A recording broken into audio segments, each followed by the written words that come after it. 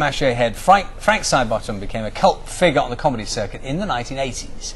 So when fans discovered his creator Chris Sidebottom had died penniless, they clubbed together to make sure he had a funeral worthy of a cult comedian.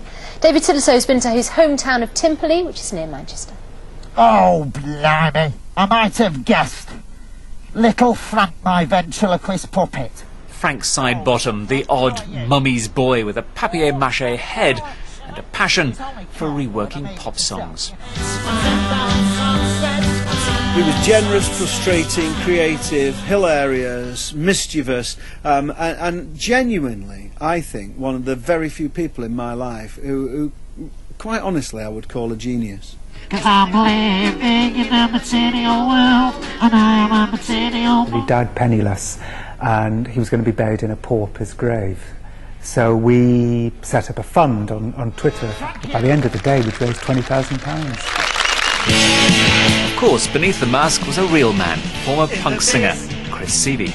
It was really, really great company, although often sort of slightly dangerous company to keep. What was Chris like?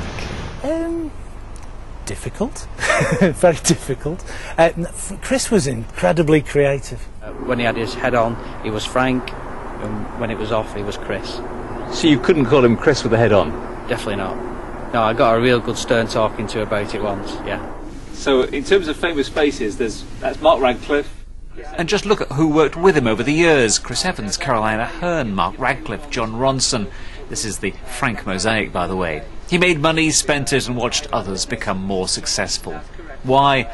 Well, perhaps this might give us a clue. I remember one time we played in Dudley, and there was like 10 people in the audience, and they just completely ignored us for the entire gig, and got out a football and split into a five-a-side team, and we were like playing away on stage, completely ignored. And as we went off stage, he took off his head and said, "Best gig ever." Especially where the David Tillotso, BBC News, Timperley. Thank you.